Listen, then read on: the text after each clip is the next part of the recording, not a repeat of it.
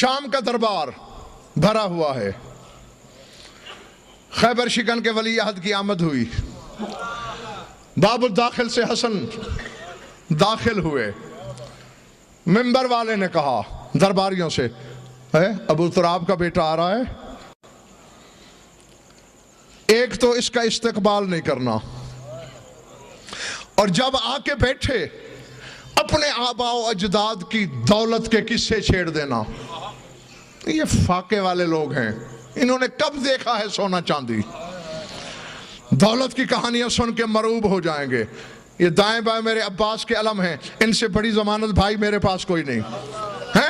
اب پہلے پکا کیا تھا کہ کوئی استقبال نہ کرے. جو ہی منبر کے قریب آیا حسن، قام لہو اجلالا، سب سے پہلے خود تعظیم کے لیے کھڑا ہو گیا. جو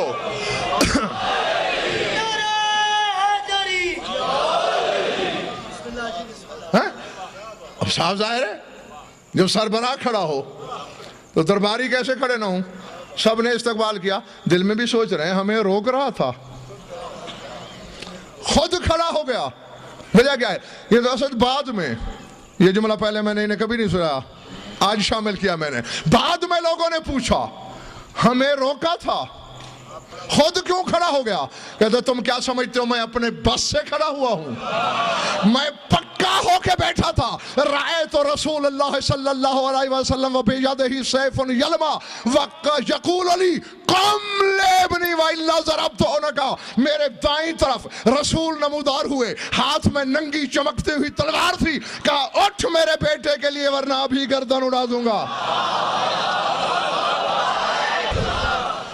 یہ جملہ بھی میں نے پہلے نہیں کہا. ہاں بیٹھے حسن، اشارہ کیا کہ چلو تعظیم تو ہو گئی، اگلا پروگرام.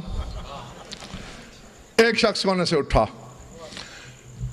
میری جد کے پاس 10,000 گائیں تھیں. دوسرے نے کہا میرے ابا کے پاس 20,000 اونٹ تھے. میرے باپ کی دولت تولنے کے لیے ترازو نہیں ملتے تھے. سنتا رہا حسن، سنتا رہا حسن، بولتا رہا دربار.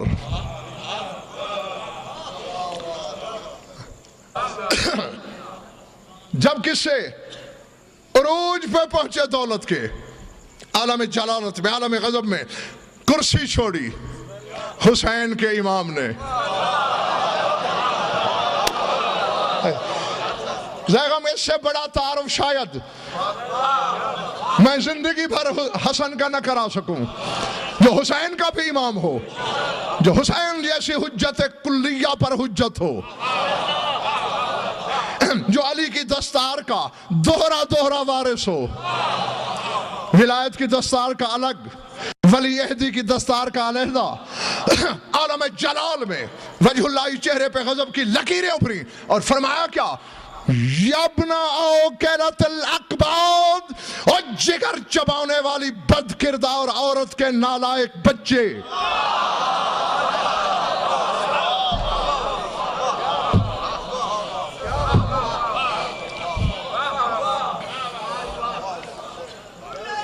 فرمان والے کیا خیال ہے؟ یبنا اوکلت الاقباد، اے جگر چبانے والی عورت کے ناخلف بیٹے. ہؤلائی یفتخرون علی بالامہات والاجداد. جاگنا،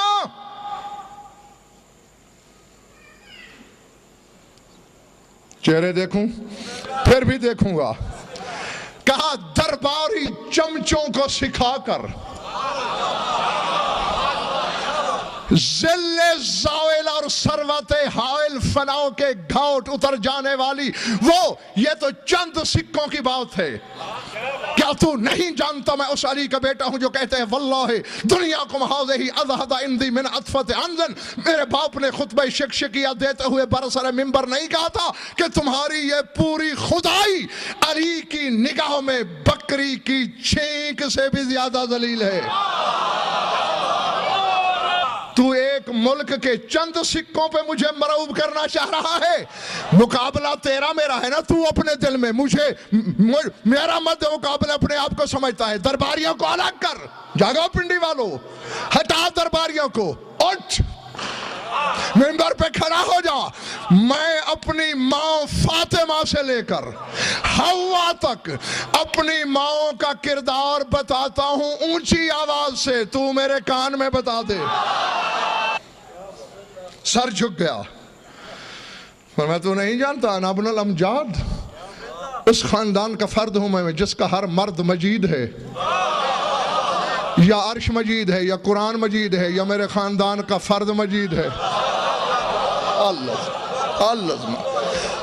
انا من نجیبات الاکبار ابکار۔ اے امیر شام، میں جس خاتون کی جھولی میں لیٹا ہوں، ہر اس خاتون کی ہر چادر قرآن کا غلاف بن سکتی ہے۔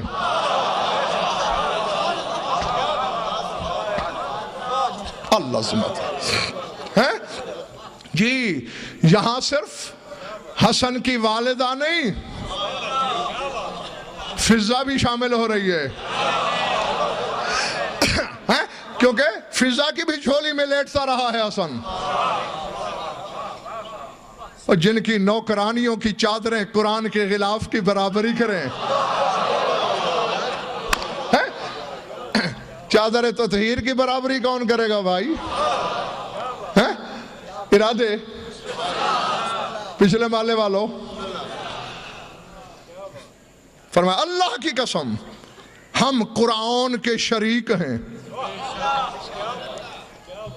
جو قرآن کی حقیقت ہے، یہ جو تم پڑھتے ہو یہ والا نہیں، جو اس کے لدن میں ہے وہ والا، اور جو اللہ کے لدن میں ہے وہ حرفوں والا نہیں، کیونکہ زیدی صاحب لدن میں نہ تو لفظ ہیں، نہ جملے ہیں، نہ حرف ہیں، نہ صوت، نہ آواز۔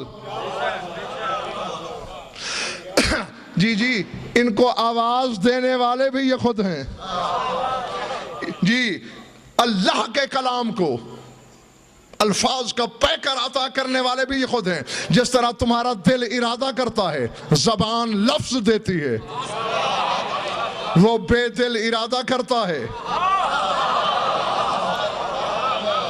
14 اسے لفظ عطا کرتے ہیں۔ سمجھ میں آ رہی ہے میری بات یا نہیں؟